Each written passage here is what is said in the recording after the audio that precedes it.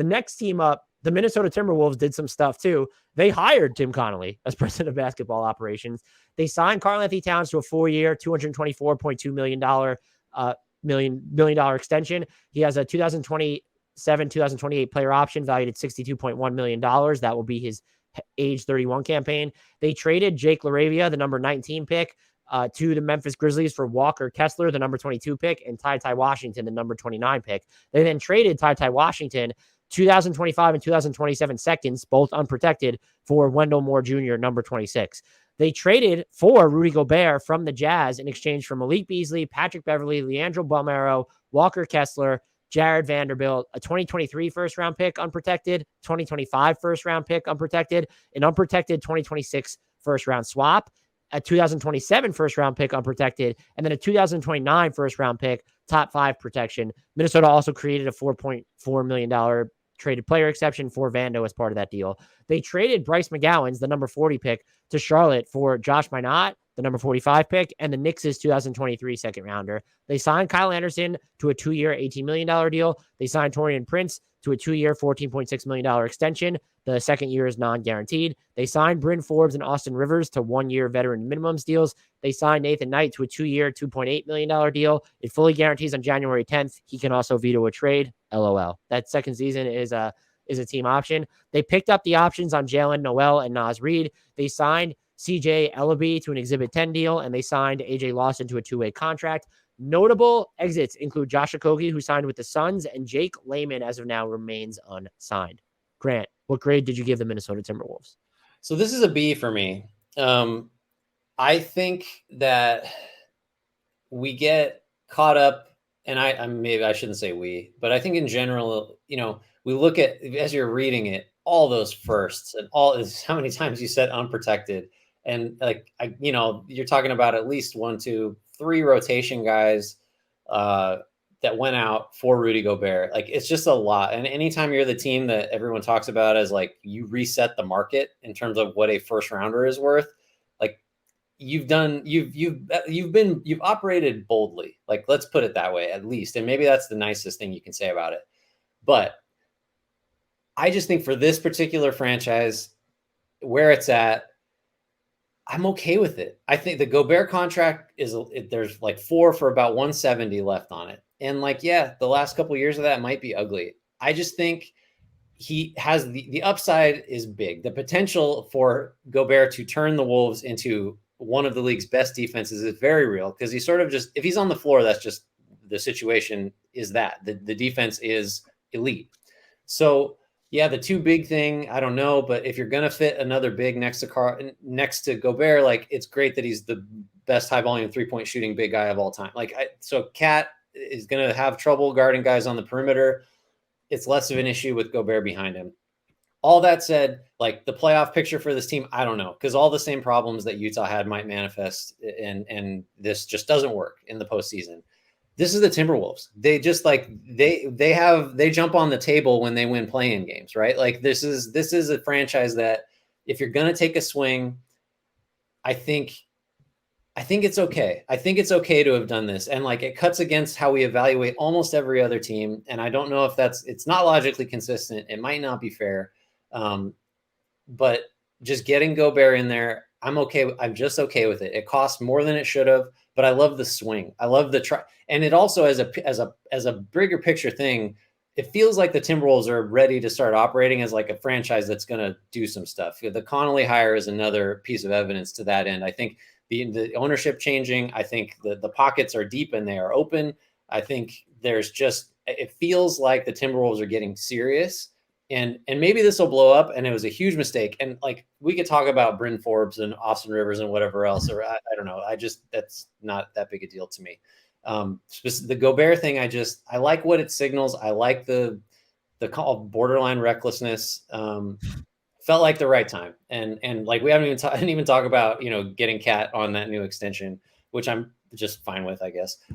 This is all about the Gobert trade. So I give that a B. The downside is massive, but I think the upside for this particular franchise is high enough that I just I like it.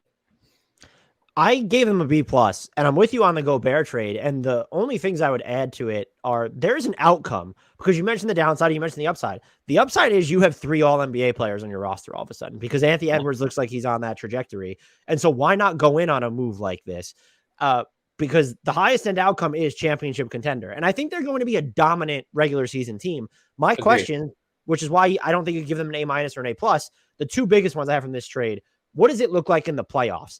We saw Steven Adams get played off the court against the Wolves specifically, but then he was also on the court against the Warriors. And hey, we just watched in the finals, the Warriors and the Celtics played with, they predominantly started two, Kevon Looney and Draymond Green aren't like bigs, but bigs. So I'm okay with this. And also Karl-Anthony Towns and Rudy Gobert, they complement each other well on offense because of Towns' shooting, his ball handling from the outside in, and Rudy Gobert is such a devastating screener and roller and finisher above the rim. And you can stagger their minutes during the regular season. Yes, there are questions about crunch time. The downside is there. But it's like I said when we were talking about the Hawks and DeJounte Murray, I want franchises that are not the Lakers, the Knicks, the Bulls, the Heat, the Warriors. I want them to take these risks when there is, even if it's a 3% potential outcome of them being like an actual title contender. Take that swing because of what it signals. And that's what they did with Tim Connolly. The other question I do have, which is also why I didn't go a little higher, is one, I love the Kyle Anderson signing, but like, do you have enough shooting on this team? I also thought you must really trust that you're still going to be good in 25 and 27, that you gave those picks up to get Wendell Moore Jr., who I actually like. If his 3-point shot from his final season at Duke is real, and when he shot over 40% on like, I would say semi-modest volume, like that helps. You have like a 3-and-D wing type in there. But Jaden McDaniels, the whole spin has been they gave up so many picks so that they could retain him. I'm very high on Jaden McDaniels. If you told me that the Jazz were willing to let you keep the 2023 pick and then the swap, if they took Jaden McDaniels, then yes, I would throw those in there.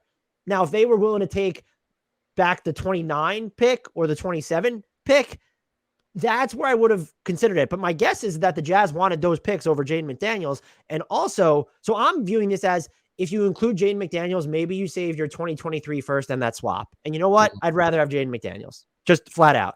If it was those distant first round picks, then we can have that conversation. The other reason they had to pay, and I'm not someone who's going to bow at the altar of Danny Ainge. He made it very clear, just based off the lack of other offers that were out there, that they were just going to keep Rudy Gobert. And so if you needed to get Gobert out of Utah, this was the price. Like if they actually this isn't about what was the second best offer, because it was probably dog shit because teams needed to value Rudy Gobert more than the Timberwolves did. And they clearly did not. If we're talking about an overpay, could they have fought hard to keep Walker Kessler? Could they have fought hard to keep Jared Vanderbilt? Maybe, but like neither of those players matter when you have Cat and Karl-Anthony Towns on those, Cat and Rudy Gobert on your team. So instantly they become a little bit more expendable to the Wolves than people are viewing them in those terms. The one criticism I could give to this is that if without knowing whether this is going to work, you could have gone for much cheaper the Miles Turner route and effectively done a lot of the same things where you just have two floor spacers and Turner isn't as good as a rim runner. But Rudy Gobert is a generational defender who has enjoyed much better health than Miles Turner. And like I said, your highest end outcome now is you have 3 All-NBA players on your roster for the next Rudy Gobert, another 2 to 3 years of prime Gobert even if it's 2. And look, there's a chance that he opts out of the final year of his contract. Dave Moore pointed this out on his podcast, and I think we're not pointing it out enough. It's stuff but it's not acknowledged. $46.7 million in 25-26 might be something like the 30th to 40th highest paid player in the NBA. And so maybe he opts out, in which case this is a 3-year deal. And if disaster strikes, you can just move on. So I'm not just eminently okay. I love it. And I acknowledge that there's a risk there. And would I personally have given up that much? Me personally, I am too risk averse to do it, but I appreciate what they did. And I think they, I don't want to make this all about the Gobert trade.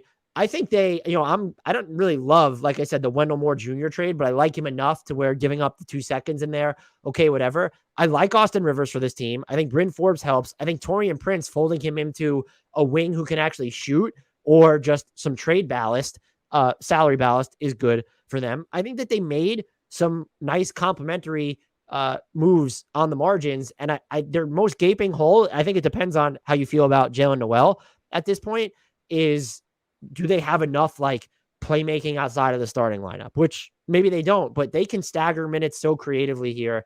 I liked what this offseason was for this team, even if they overpaid and maybe skewed too far, like towards non-shooters or, a not like, if there is a playmaking deficit on the roster. I two things, and you made me remember my very first thought about this trade when I was trying to, because my initial gut was like, wow, good for the Wolves, but then you worry about all the picks. The thing about Gobert having a player option, like if he gets to that point where he's essentially an expiring deal, or even if you get 2 years down the road and he might be picking that up, I still think there's a scenario where you can move him and maybe you're still getting positive value. And so like it doesn't work, right? The fit's bad, or just he doesn't get along with Anthony Edwards or something, second star guard that he can't see eye to eye with. You can move him and maybe you get a first back, maybe you get a first and another protective, something like that. His values may be high enough just on the market that you're recouping some of the stuff you gave up. That's one thing. I think that's a reasonable possibility if it just, we get a little ways down the road and it doesn't work. The other thing is if Edwards is that guy, which I think we agree, and I think consensus seems to be that like, it's not even fair to call him like a dark horse superstar, as soon as next year. I just think everyone sort of agrees that there's a list of guys that might pop and might just be who we talk about for the next 10 years as like franchise cornerstones. Great chance that he's that guy, better than almost everybody. Then the first rounders you gave up don't really matter that much because you've raised the floor on what those are going to be. You're not talking losing, unprotected picks are terrifying. I just think if he's anything close to the type of player we think he is, plus Cat is locked down now, the Wolves are not going to be like a 30-win team. I think if you're conveying those unprotected picks, you're probably talking about late teens, 20s, if things don't go well. If things go really well and they just kick ass in every regular season for the foreseeable future, which seems very likely to me, now you're like 24, 25, who cares? Like those guys maybe maybe sign second contracts. I don't know. So those are the two things that sort of mitigate the risk to me. I'm sticking with a B just because that's just so much to give up. But I wouldn't, you could not talk me into going lower. You could definitely talk me into going higher. Love it.